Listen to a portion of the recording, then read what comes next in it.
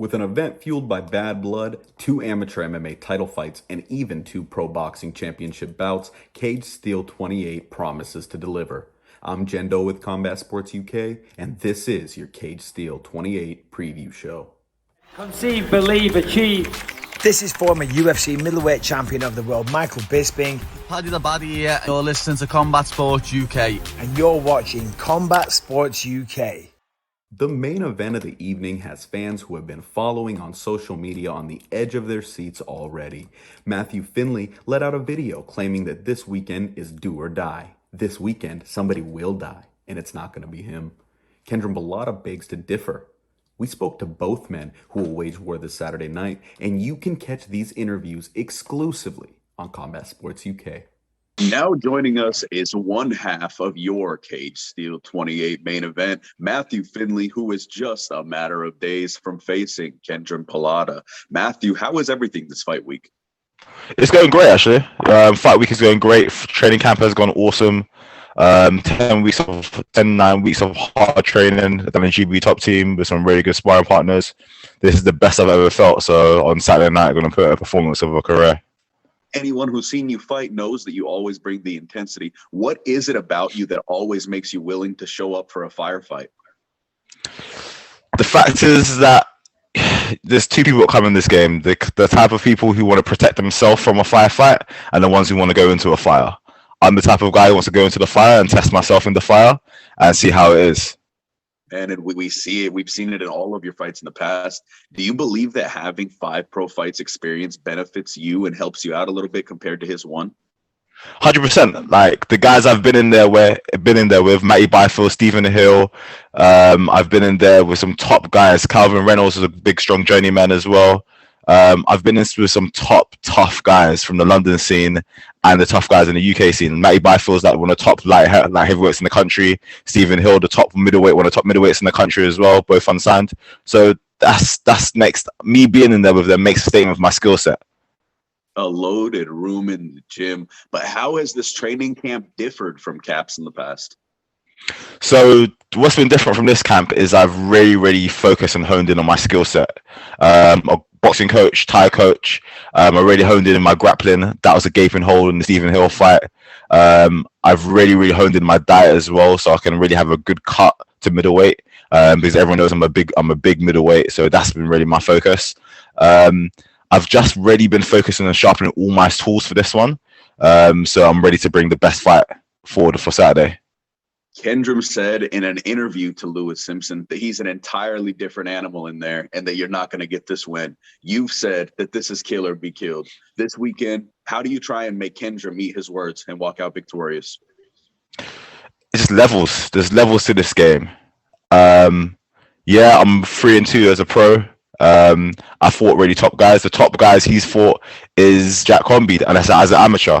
He's never competed in the European Championships as an amateur. He's competed for 1 title as an amateur. Like, I've been there with the best of the best, and I'm going to prove myself to be the best. Matthew, we're just a few days away. What is the final words you've got to sell this fight to the fans who are considering buying it? This is going to be my performance of my career, 100%. I'm going to put Qendrim out in 2 rounds. He's not going to touch me. I'm going to move my head. I'll move my body. It's just going to be some slick shit you're going to see on Saturday night. And he's going to be wild. Saturday night is going to be a special night. Hearing the intensity from both of you, I cannot wait. Matthew, thanks for fitting us in on such short notice. Everybody, Cage Steel 28, once again this weekend. Matthew Finley, Qendrim Palatta. This is going to be fireworks. I'll speak to you soon. Joining us now is 1-0 pro MMA fighter Qendrim Palatta, who wages war with Matthew Finley this weekend at Cage Steel. Qendrim, how is the body on fight week? Yeah, it's perfect. It's just the last week, it's just ticking over and making that weight on Friday, but we're nearly there. I feel good. We're ready to go. You're fighting an opponent with much more pro experience. Is there anything troubling about that? Absolutely nothing. I fought much better amateurs than he has in his amateur careers. I've got tons of experience in amateurs. Professional game, it's just a different opponent, different stage, but I feel good.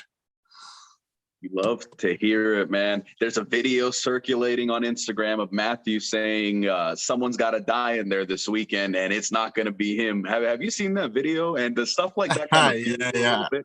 I've seen it, but look, I don't take much notice. It's all part of fight game. You can talk what he wants, but when it's go time, it's go time.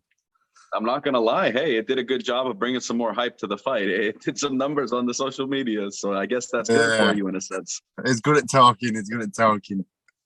Man, how was the training camp leading in? Anything to complain about, or you in tip-top shape going in? Absolutely nothing. I've had 14 solid weeks of training, day in, day out, twice a day. I've had to cut my hours at work just so I can focus on this fight. It's a big fight. I'm not taking Matthew lightly. And I hope he's not taking me lightly either, because once that bell goes, it's fireworks from the start. So yeah, but I feel good. From work. But how do you expect to get this job done this weekend? I expect this job to get the win, either first round or second round, by a knockout. Knockout. Oh man, with all the talk going in, and just the way that you two guys fight, I'm excited for this one. I think everyone else is excited for this one. Qendrim, thanks for joining us so shortly on such short notice. We're excited to see what you got in there, and hopefully speak to you after the fight as well, my friend. Yeah, thanks for having me, and thank you very much to all my supporters who's been watching me and following me all the way in my career. Just like to say a big thank you to all my sponsors as well. Too many to name, but they all know they are. And me, first, my manager, my coach, Craig Burke, who's put effort into this camp for me. He's got me in top shape. And come March 19th, we're ready to fight. Look forward to seeing it this weekend. Good luck to you, and we'll speak soon. Different approaches from the two combatants, but the intensity is all the same. Will we see Finley assert his dominance over the course of the bout, or will we see the calm and collected Palatta take Matthew out? Find out tomorrow night live via Jomo pay-per-view, which you can access on the Cage Steel website. There are two other pro fights on the card, those being Jan Lisak versus Pavel Dalidko and Morgan Starkey versus Nathan Thompson. But there are also going to be 3 pro boxing bouts taking place at Cage Steel 28, and 2 of those are title fights. Jake Denovan will try to bring boxing gold back to Guerrilla Fight Team in the super welterweight division against 2-0 Conan Murray. Tom Green has the same task at hand. The Guerrilla Fight Team product will be taken on the undefeated 3-0 21-year-old prospect Brandon Jackson for the super lightweight championship. We spoke to Tom heading into this one. Joining us now is Tom Green, who fights for the super lightweight championship at Cage Steel 28 this weekend. Tom, how are you feeling heading in? I'm very good, yeah. I'm excited. I can't wait to be over. I woke up every day since Saturday thinking, I can't wait for this, and counting down the days. Your opponent comes in an undefeated 3-0 and is the slight favorite. Does that have any effect on you in this fight, or does that motivate you a little bit more? No effect. I'm always motivated, but I'm excited for it. I've not been really excited to fight somebody for a while. He's an exciting guy. He's loud. Everybody likes him. I've been overlooked no end of times before, so it's nothing new to me. I'm excited for it. I'm excited to meet him actually in the cage. I spoke to him on the last show here and there, and he was sound then, so we'll see what happens Saturday. You've got the edge and experience by a good margin. Do you think that'll help you this weekend at all? Yeah, it'll help me. I've got the experience on fighting. I've had more fights than him, but I think overall training, from what I know about him, I think he did a lot as a youth and went far with that. So probably in terms of boxing experience, we're probably well related. Getting the actual boxing reps in there. Yeah. I mean, obviously fights and rounds, I have done a lot more than him, but I'd say on the boxing training wise, I bet we're not far behind each other in terms of experience. Oh, what do you see in his game that he excels at? Sorry to say that again, it broke up. What do you see in your opponent's game that he excels at? His speed. He's a fast little banger, and that is what we know. That's what we know about him. It's hard to find a lot about him, so that comes from his last fight where we saw him live But yeah, he's a small little powerhouse, but he's fast. I think that's his biggest attribute. He's a fast little guy. It's got to be incredibly different to prepare to box in a cage. How does that change things for you in preparation or in the cage itself? Massively. Like the last show at Cage Steel, that was my first time in a cage, and it's twice the size of everything I'd done before. I had it in my head where we drill here, we've been pushed back 2 or 3 steps, or the forward 2 or 3, move off, change angles, you're going to get to the ropes. In there, I did it, and I've probably got another 4 or 5 steps behind me further. So I'm happy I've been in there, got it out of the way, so I know what to expect this Saturday, how big it is in there. Tom, thank you so much for joining us. I hope to be able to speak to you guys in the gym more long form in the future. Hope to see you guys have a good weekend. Come home with that belt. Yeah, thank you. Cheers. Planning to silence the doubters is Tom Green. Thank you for joining us. We cannot wait to see who walks out with the super welterweight belt. Mohamed Harris and Zaman Mehdi Shafiq open the amateur portion of the card before Jack Lindley is set to do battle. Representing Guerrilla Fight Team, which has become a common set in this one, Jack will be the first MMA fighter performing on the night for the team. We spoke to Jack ahead of the fight. Joining us now is Jack Lindley of Guerrilla Fight Team, who makes his second walk at Cage Steel 28 this weekend. Jack, how do you feel just a few days out from fight night? Yeah, I feel good. Very hydrated. But no, feeling good, mate. Training's been, it's been nice starting the camp straight after Christmas and the New Year, getting fit again. But yeah, feeling really sharp. Been working on a lot of new material and new techniques and what have you with Dan Gibbon and the team here. And yeah, everyone's looking sharp. It's nice when there's loads of lads in one camp and on the same show, because yeah, as they start getting better, you need to set the game up as well. So yeah, really good.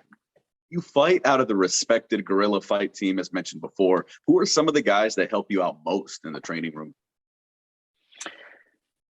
You've got to look at Gibbo, Dan Gibbon. He's the head coach. So yeah, he's the ever present, and yeah, his knowledge is second to none. He's passing it on. He's been around in the game a long time.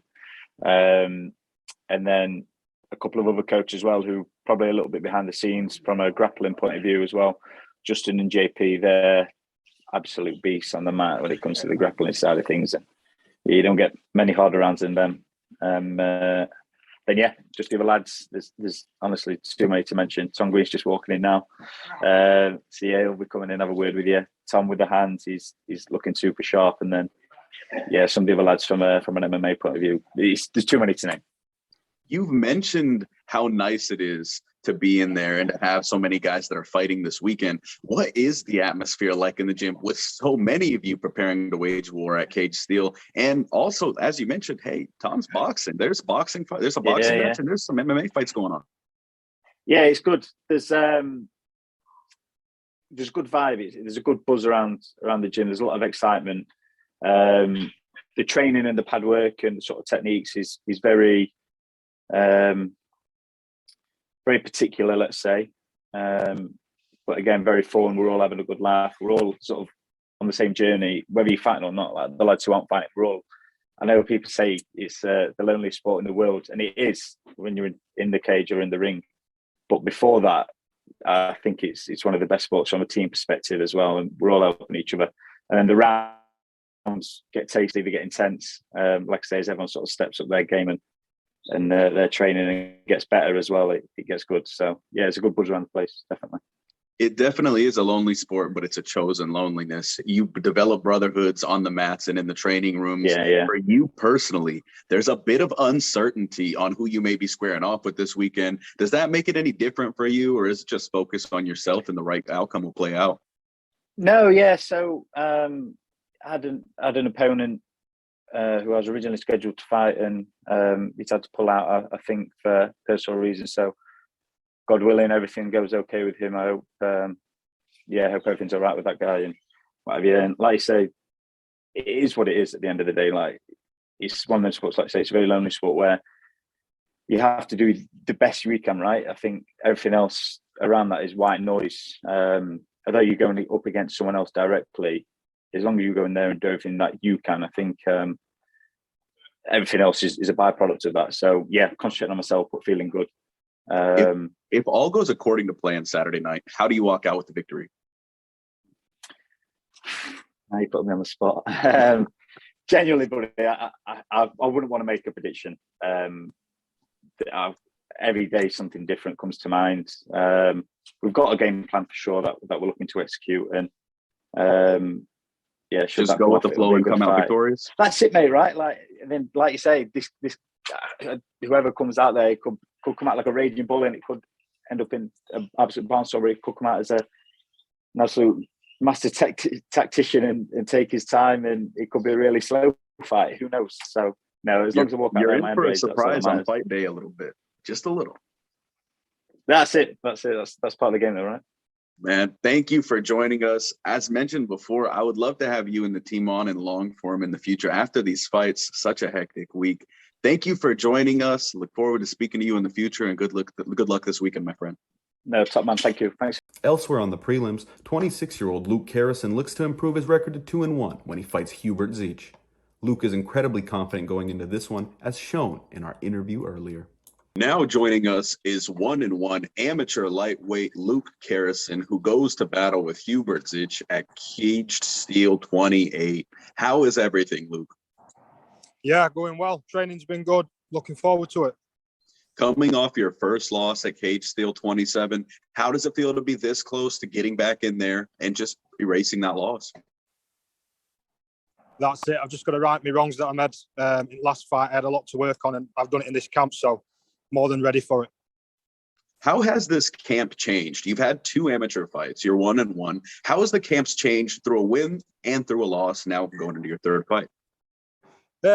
I think I've just took it a little bit more seriously after coming off of a loss. Obviously, when everyone starts to think they're untouchable, so to come off a loss, it's better reality in really. So I've been different places, training all over, getting best guys really. So that's where it. all have you trained? I've been training with Jason, like always, at Roy Poppleton's place, and I've also been to Bad Company to get my Muay Thai up with James Badger France. So that's made a big change as well. So where do you see yourself as having the biggest advantage in this fight? To be honest, in this one, I feel like I beat him anywhere. So I feel like I'm a better striker and a better grappler. So it's just wherever it needs to go, it'll go. Both fights have ended via finish in the first round. Do we expect this one to be more of the same, or are we going to try and get to see a little bit more? I still think a finish. I'm always going for finish. So definitely. It was nice and short, but we got you in here and we're getting you out. Hope to have you on in the future a little bit longer, my friend. Thank you for joining us. 27-year-old Lewis Burton, who stands 3-3 in his amateur career, will square off with promising 19-year-old prospect Dylan Wright, whose amateur record is 1-0 himself. Burton is determined to have his hand raised, telling me personally that this win must happen.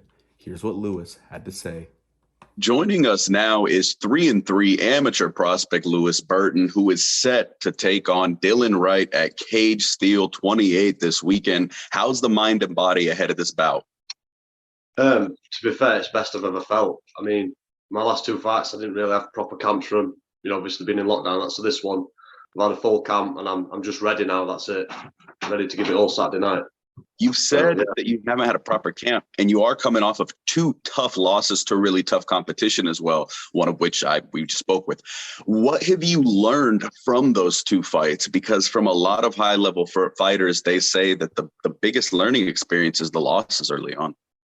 Yeah, I mean, so the Chris Morris one. That's who I just got off right before you.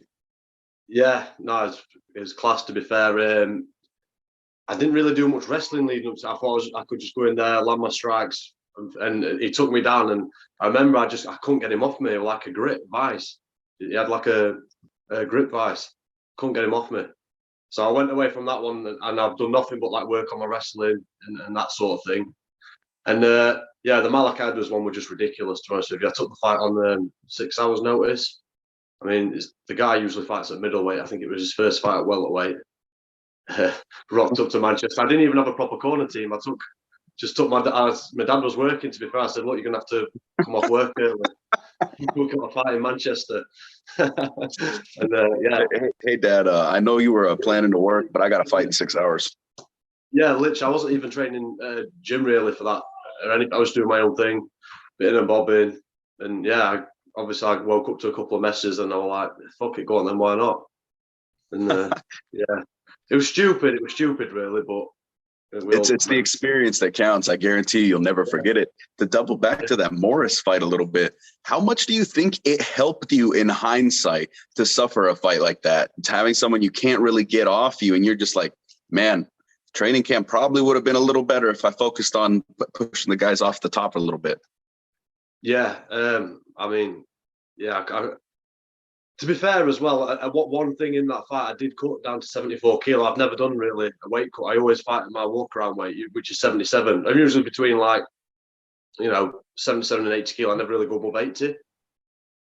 But yeah, I cut to 74, and because we didn't at the time we took the Chris Morris fight, we didn't really know who we were fighting. And I think we only had 3 weeks maybe to prepare. Because we didn't know if we could be 77 or 74. So obviously I was still eating like I was going to be fighting. I'm like, oh yeah, be fine, but 77, it's short notice now.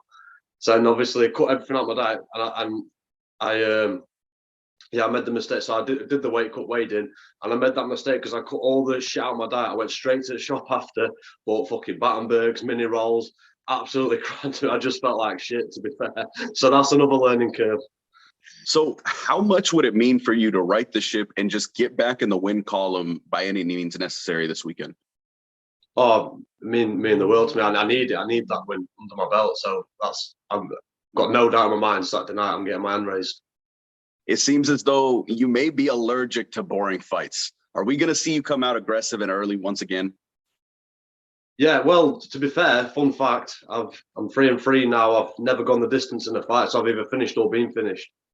So, yeah, you can expect to finish. Well, how do you believe you get the job done? Knockout, submission? You think you got some ground and pound coming? How does it end? It depends how he plays it. I think he's going to come out and rush me. A lot of people come out and rush me and I step back, but I'm going to meet him in middle at cage and we'll go from there. I'm comfortable. I feel like I'm comfortable on ground now. I'm comfortable in my striking. So let's do it, man. Let's Saturday night. Let's see. Man, we've spoke for just a few minutes. But I'll tell you, you've increased my hype for the bout exponentially. I can't wait to see what you get in there. And I really hope to be able to speak to you a bit longer in the future, man. It was great to have you on. Thanks for jumping in on this short notice. No, appreciate it. Thank you for the interview. For anybody who doesn't know, he messaged me back about 15 minutes ago. We had no idea if we were even going to talk. We got in here 15 minutes later. So you get some brownie points from me for that, my friend. Cheers. Dylan Wright also believes that he will walk out of Cage Steel 28 with a victory, and something has to give. We spoke with Dylan as well. Joining us now, 1-0 amateur prospect Dylan Wright, who in his sole amateur bout submitted a 4-fight veteran via guillotine choke in the very first round. He is now scheduled to fight 6-fight vet Lewis Burton at Cage Steel 28 this weekend. Dylan, how's the vibe going into fight week? Yeah, feeling good. Just feel ready. So just last few bits ticking over now. Just a little bit of light training this week, ready to go for Saturday. As mentioned, your first fight was against a 3-1 vet. Now your second fight against someone with 6 fights overall. Is there any worry about facing guys with this much experience so early on, or is it just business as usual for you? Not really, because I'm quite confident in myself, and I feel like I want the best challenges that are out there. And I feel like the 2 guys that I've fought have been both pretty good challenges. Obviously, my last guy, Luke James, he was a good fighter on paper, but was confident. And then this one, he looks good, looks good challenge. So what gives you the confidence to be able to take these fights that a lot of people would avoid on the regional circuit? Is it the reps you're getting in the gym? Is it what you're hearing? What is it exactly that gives you this confidence? Just the lads I train with, really. The rounds I'm getting in with some top level fighters, top pros, top amateurs, trying to get in as much sparring as possible, really, with the best guys we can. Just gives us the confidence. It means I'd just rather fight these better fighters than fighting, say, these lower ranked guys that people usually fight in the first few fights. Have there been any differences in this training camp as opposed to the last? Not really, no. Just a few little improvements that we just thought we were going to make anyway, but nothing's really changed depending on the opponent. I just prefer to focus on myself, really, and my style. You said that you've seen that he should be a tough test. What do you see specifically that you think he excels at? I think his striking looks good. I think he looks like a good stand-up fighter. Some good kicks, some good threatening head kicks. So yeah, I'm looking forward to it. Looking forward to a challenge. If all goes perfectly this weekend, how does Dylan Wright walk away victorious? I think there's a few ways really that we're looking at, just depending on how the fight goes, really. So wherever it goes, we'll try and find a way to win. Let the fans know where to find you on Instagram, man. Let's try and get you a few more followers. Yeah, so yeah, my Instagram's Dylan G Wright. So if you can give me a follow, much appreciated. Awesome. Thanks for joining us on such short notice. I'm sorry it's so short, but we will get one together in the future for long form, my friend. Will it be the 27-year-old vet finally putting it all together en route to a career upswing, or will it be the 19-year-old prospect showing the world just who he is? 17-year-old Isabel Bailey will represent the Snake Pit MMA when she steps into the octagon with Great Britain top team's Michaela Clark. Isabel has a chance at moving to a 2-0 amateur record before she's even of adult age. Finally, the 2 amateur title fights. First, 21-year-old Malik Basahel will try to improve his record to 5-0 on the amateur circuit while bringing home flyweight gold. In his way, 2-0 Samuel Pereira, who will not go down easily. Then, 4-0 Snake Pit MMA prospect Jake Bingham wages war with the 38-year-old James Green, who is also making the attempt at 5-0. We spoke with James ahead of this title tilt. Now joining us is 4-0 prospect fighting out of Guerrilla Fight Team, James Green, who is set to wage war with 4-0 Jake Bingham at Cage Steel 28 to determine who walks out with the welterweight championship. James, how is the body and the mind ahead of fight week? All good. Yeah, body's fine. Trained hard. Got like a couple of hard sessions left, and then we'll be easing down for fight day. Mind, just chilled really. I do this because I enjoy it, so nothing to get stressed about.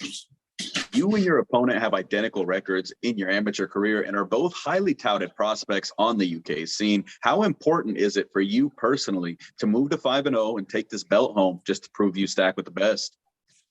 It's more of a personal thing, really. I've got nothing to prove to anybody other than myself. I want the 5-0 just to prove that I've worked hard enough and I've done enough.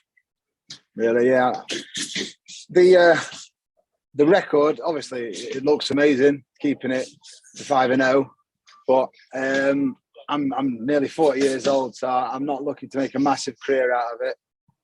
I'm just doing it for the crack, really. And if I can finish, if I can end up with a 5-0, brilliant. Go on 6-0, 7-0, just, I don't know.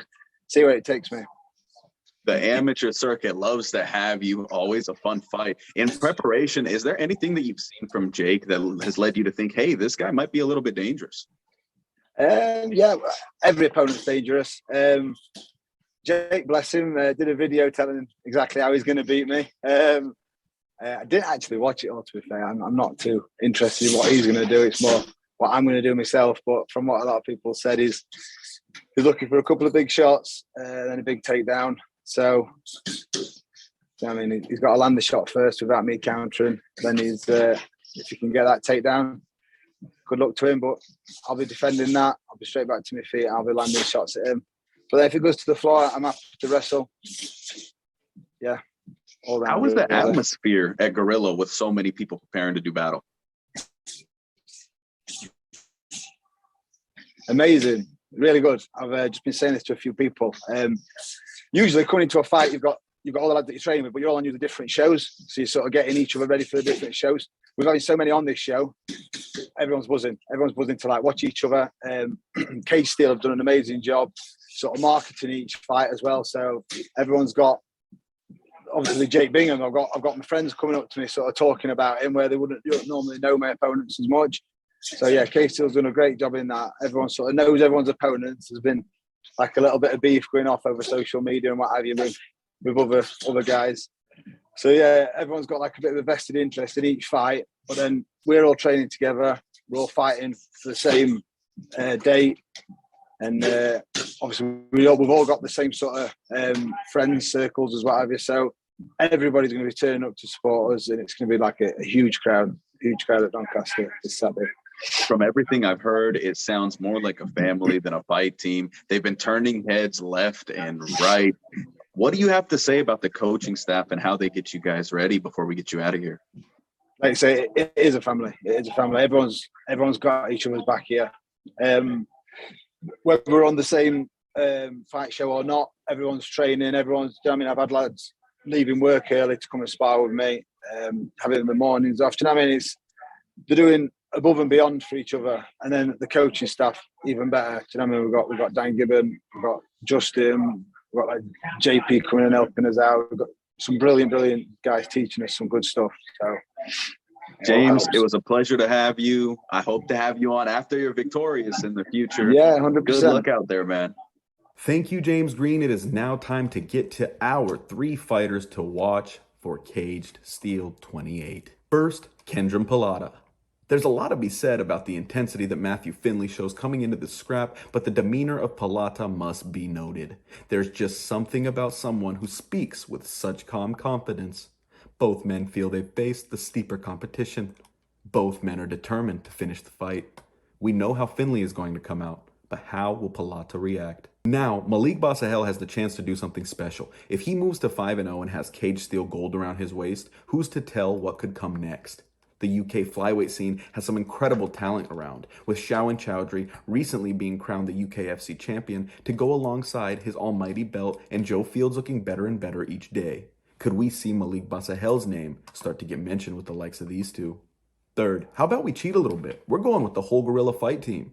With 3 boxers and 3 MMA fighters on the night, including 3 title fights combined, how could we not?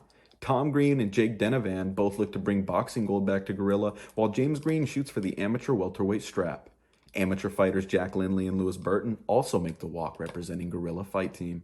Well, folks, that just about wraps it up for this Caged Steel 28 preview, but before we let you go, we were honored to have Caged Steel promoter Dominic Gibbs on for the first time with Combat Sports UK. Dominic was a treat. It is an honor to have on our current guest, Dominic Gibbs, who is the owner and CEO of Caged Steel. Dominic Gibbs is joining Combat Sports UK for the first time. Thank you so much for joining us. How are you feeling, man? Just a few days away from the fights.